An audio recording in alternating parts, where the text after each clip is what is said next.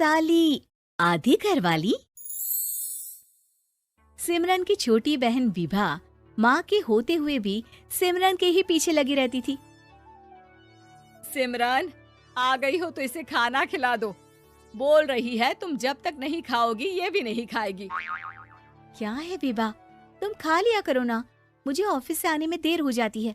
और कोई छोटी बच्ची तो हो नहीं तुम जो खाना भी नहीं खाती हो कि दीदी आएगी तो ही खाऊंगी। हाँ हाँ, छोटी बच्ची ही समझ लो। और एक बात, जब आपको पता है कि मैं आपके बिना नहीं खाती हूँ तो रोज रोज क्यों बोलती हो? अरे क्या है ये, दोनों बहनें कम माँ बेटी ज्यादा लगती हो। अरे दीदी की शादी हो जाएगी तब क्या करेगी बोल? जब होगी तब की तब देखेंगे। मैं तो दीदी के साथ ही रहूंगी हमेशा। दोनों की शादी ऐसे घर में कर देंगे जहाँ दो भाई हो। खैर, मामला आया गया हो जाता है। एक दिन सिमरन के पापा जब घर आते हैं, तुम लोगों के लिए अच्छी खबर है। वर्मा जी है ना मेरे दोस्त, उन्होंने सिमरन बेटी के लिए रिश्ता बताया है। बहुत अच्छा लड़का है, सिमरन को भी पसंद कर लिया है और कल वो लोग आ रहे हैं सिमरन को देखने अपने घर। सिद्धांत अपने माता पिता के साथ सिमरन को देखने आता है। उसे सिमरन अच्छी लगती है और शादी तय हो जाती है। सिद्धांत की माँ कहती है, अब तो हम लोग ले जाएंगे जल्द ही अपनी सिमरन को यहाँ से। अरे हाँ, क्यों नहीं, आपकी ही है अब तो हमारी बेटी। दूर खड़ी विभा सब सुन रही होती है। अब तो दीदी की शादी हो जाएगी, फिर तो वो चली जाएंगी।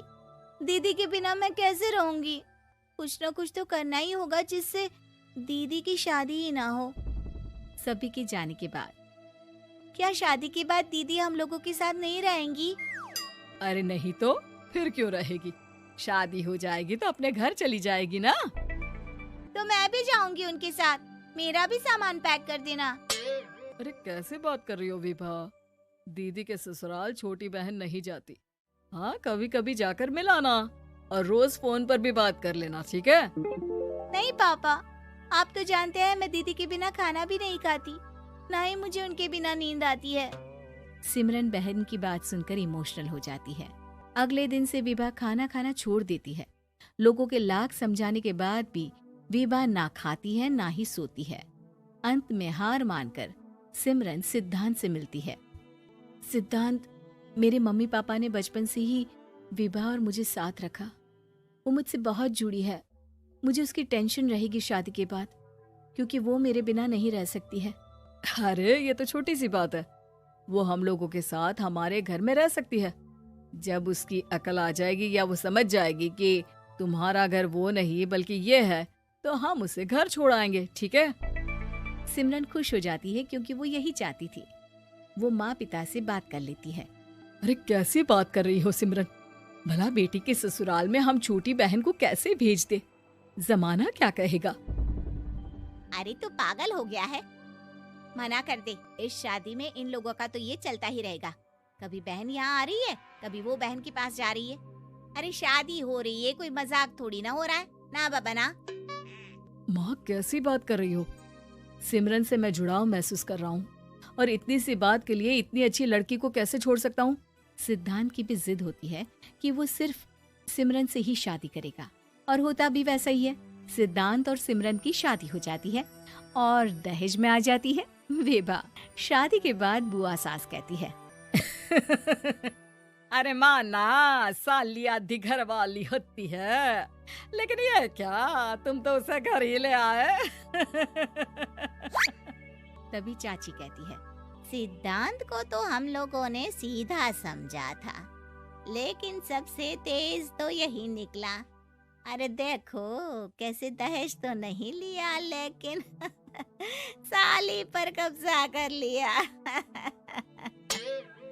सिद्धांत ने इस और तो सोचा ही नहीं था, लोग उन लोगों के बारे में ऐसी भी बात करेंगे। वो वहाँ से चला जाता है और चुपचाप अपने कमरे में लेट जाता है। क्या हुआ सिद्धांत, तुम अचानक से परेशान हो गए, कोई बात है क्या? अरे नहीं, वो थक गया था ना, शादी की सारी तैयारी और रस्मों के बीच, सोच रहा हूँ थोड़ा आराम कर लूं। हाँ ठीक है, आप लेट जाइए, मैं विभा का बेड लगा देती हूँ जमीन पर। क्या? वो यहाँ सोएगी? हाँ, बताया तो था कि उसे नींद नहीं आती मेरे बिना। तो तुम आराम से लेटो ऊपर, हम लोग नीचे बिछा लेते हैं। अरे नहीं नहीं, तुम दोनों आराम से लेटो ऊपर, मैं माँ पापा के रूम में जा रहा हूँ। सिद्धांत वहाँ से दूसरे कमरे में चला जाता है, जहाँ सिद्धांत के पिता उससे कहते हैं, क्या बात है बेटा, तू उस कमरे में क्यों नहीं सो रहा? बहू से लड़ाई हो गई है क्या शादी के पहले दिन ही? अब नहीं पापा, वो दोनों बहनों को बात करनी थी और मुझे नींद आ रही है, तो मैं यहाँ सोने चला आया। अगले दिन सिद्धांत तैयार होकर ऑफिस जाता है। ऑफिस में लंच के वक्त दोस्त कहता है, क्या बात है सिद्धांत, इतना सारा खाना एक ही दिन में? हाँ यार, वो सिमरन को खाना बनाने का शौक है तो उसी ने बनाया है। यार हम लोगों की तो सिर्फ एक ही बीवी है, इसकी तो दो है ना। सिद्धांत को गुस्सा आ जाता है। कैसी बात कर रहा है तू? अरे तू तो भाग्यशाली है जो बीवी के साथ साथ साली भी आ गई। अरे साली लोगों की तो आधी घरवाली होती है, तुझे तो पूरी की पूरी मिल गई। सिद्धांत का पारा अब 7वें आसमान में पहुंच जाता है। वो खड़ा होकर उस लड़के से लड़ने लगता है। हाँ, मेरी शादी में मेरी बीवी के साथ मेरी साली भी आई है, ये सच है, लेकिन सिर्फ कुछ समय के लिए, क्योंकि उसने सिमरन को बचपन से ही माँ की तरह देखा और यूं अचानक वो सिमरन से अलग नहीं रह सकती थी। इसलिए सोचो, अगर मेरी बीवी उसके लिए माँ का स्थान रखती है तो मेरा दर्जा क्या हुआ? तभी वहाँ बॉस आ जाता है। माफ करना सिद्धांत, यहाँ इस मेंटल लेवल के लोग हैं। जरूरी नहीं साली सिर्फ आधी घरवाली ही हो, कभी वो छोटी बहन तो कभी बेटी भी होती है। वेल डन सिद्धांत। सिद्धांत को अब ऑफिस में कोई कुछ नहीं कहता, लेकिन आस पड़ोस का वो तो वही हाल रहता है। सिद्धांत ऑफिस से घर की ओर आ रहा होता है कि रास्ते में उसे अपनी कॉलोनी का दोस्त मिल जाता है। क्या बात है, चेहरे की चमक बता रही है, शादी से बड़ा खुश है तू, क्यों? हाँ यार, अच्छी लड़की और अच्छा परिवार मिलना कहाँ होता है जल्दी आजकल। यार हमें भी दिला देना ऐसा परिवार जहाँ एक के साथ एक फ्री की स्कीम चल रही हो। सिद्धांत को फिर गुस्सा आ जाता है। वो दोस्त को मारने के लिए हाथ उठाता ही है कि वहाँ विभा आ जाती है। अरे जीजू, रहने दीजिए ना, ये लोग नहीं समझेंगे कि इंसानियत क्या होती है। ये सच है कि दीदी से कैसे दूर रहना, ये मुझे पता नहीं था। आपने मुझे दीदी के पास रहने का मौका देकर ये समझने का मौका दिया कि लड़की का असली घर उसका ससुराल होता है। मैं समझ चुकी हूँ, मैं जा रही हूँ जीजू, लेकिन मैं खुश हूँ कि आपने मुझे अपनी छोटी बहन समझा। सभी उन लोगों को देखकर ताली बजाने लगते हैं। विभा अपने घर चली जाती है और सिद्धांत खुशी खुशी सिमरन के साथ रहे। गर्भवती पति। सिद्धांत औरतों को सिर्फ घर के काम और बच्चे पैदा करने की मशीन मात्र ही समझता था। एक बार रिद्धि कहती है, देखिए जी, मेरे पेट में दर्द हो रहा है, मैं आज खाना नहीं बना पाऊंगी। अरे करना ही क्या पड़ता है तुम्हें काम जो नहीं कर पाओगी? एक बेबी ही तो होने वाला है तुमको। हाँ हाँ, जानती हूँ मैं कि बेबी होने वाला है, पर मैं किस स्थिति से गुजर रही हूँ आप जानते हैं। अरे यार, पूरी दुनिया हर एक कंट्री में बच्चा पैदा होता है, लेकिन ऐसा तमाशा तो कोई औरत नहीं करती जैसा तुम करती हो। रिद्धि करती भी तो क्या, पति को कैसे समझाए कि हर औरत की जिंदगी में ये दौर उसके पति से ज्यादा प्यार, ज्यादा अपनेपन की मांग करता है। अगली सुबह, अरे रिद्धि, खाना तैयार हो गया क्या? एक काम करना, गर्म पानी की बाल्टी मेरे वॉशरूम में रख देना। कैसी बात कर रहे हो? डॉक्टर ने मुझे मना किया है ना भारी चीजें उठाने के लिए। अरे ये सारी बातें डॉक्टर ऐसे ही पैसा कमाने के लिए करते हैं। मेरी माँ तो पूरे खेत की जुताई करती थी जब मैं होने वाला था। अब देखो कितना मजबूत पैदा हुआ हूँ मैं। रिद्धि को अब इन बातों की आदत हो जाती है और वो पति के कहने पर बाल्टी उठा तो लेती है, लेकिन दोपहर तक। माँ, मेरे पेट में दर्द हो रहा है। बेटा, कोई भारी चीज तो नहीं उठाई थी ना? हाँ माँ, मैंने गर्म पानी की बाल्टी उठाई थी। माँ को रिद्धि की इस बात पर गुस्सा आ जाता है और वो उसको बहुत सुनाती है। अरे बेटा, इतनी अकल तो जानवर को भी होती है कि गर्भावस्था के बीच क्या करना चाहिए और क्या नहीं। लेकिन रिद्धि कहती भी तो क्या। शाम को जब सिद्धांत घर आता है तो वो उसे लेकर डॉक्टर के पास जाता है। आज की रात आप लोगों को यहीं अस्पताल में रुकना पड़ेगा।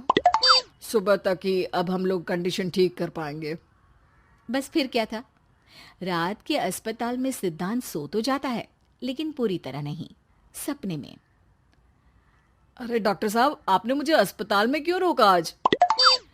तुम प्रेग्नेंट हो और तुम्हें बच्चा होने वाला है, लेकिन आज तुम्हारे पेट में दर्द है ना, इसलिए। सिद्धांत को सोते सोते ही फील होता है कि उसके अंदर कोई अंश है जो जी रहा है। अरे ये पेट में गुदगुदी क्यों लग रही है? तभी वहां रिद्धि आ जाती है। अरे यार, क्या सारा दिन ही करते रहते हो?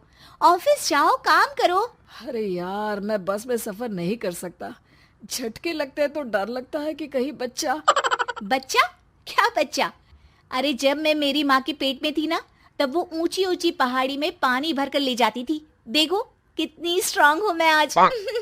पति को रिद्धि की बात पर गुस्सा आता है और वो सीधा अपने पिता को फोन करता है। देखिए ना पिताजी, एक तो पेट में बच्चा, ऊपर से बीवी कोई केयर ही नहीं करती, ना ही ख्याल रखती है, ऊपर से ज्यादा काम बता देती है। अरे बेटा, इन महिलाओं को बच्चा पैदा करना पड़े ना, तब पता चले कि कैसे खुद के अंदर एक जीव को पालना मुश्किल होता है। अगर अपने बाप से फुर्सत मिल गई हो तो ऊपर छत पर मेरे कपड़े सूख रहे हैं, ले आइए। सिद्धांत सीढ़ियां चढ़कर छत पर जाता है और हाँफने लगता है। हे भगवान, लग रहा है कि बच्चा अभी हो जाएगा। रिद्धि, ओ रिद्धि! क्या हो गया? छत पर अमेरिका का प्लेन देख लिया क्या, जो एक्साइटेड होकर चिल्ला रहे हो? रिद्धि, मुझे दर्द हो रहा है पेट में, मुझे सीढ़ियां चढ़ने को मत बोला करो। अरे यार, नाटक शुरू इनका। जब देखो तब बहाना। बच्चा ही तो होने वाला है, कौन सा संसद से देश का बजट पेश करने वाले हो जो इतना घबरा रहे हो? अरे यार, कौन समझाए तुमको, मुझे घर जाना है। अब नीचे भी आ जाओ या ऊपर से कूदकर घर चले जाओगे? सुनो, आज शाम को जल्दी से आ जाना, मुझे ना गोलगप्पे खाने का मन है। एक तो पता नहीं तुमने जॉब क्यों छोड़ दी।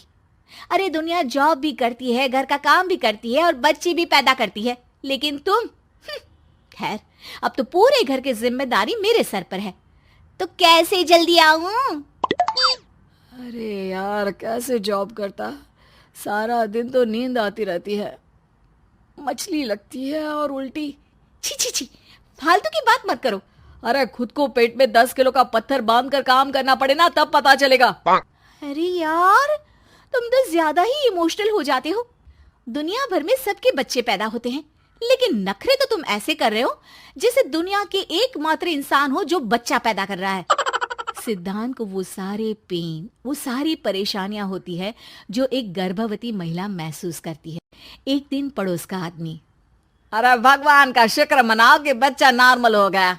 साइंस के अनुसार एक बच्चे को पैदा करने का दर्द उतना ही होता है जितना हड्डी के टूटने का। हे भगवान, मैं ये दर्द कैसे सहूंगा, मुझे तो छोटी सी चोट से भी डर लगता है। तभी वहां रिद्धि आ जाती है। अरे कैसी बात कर रहे हो? तभी तो कह रही हूँ, खूब शारीरिक काम करो, तभी तो जाकर बच्चा पैदा करने में आसानी होगी।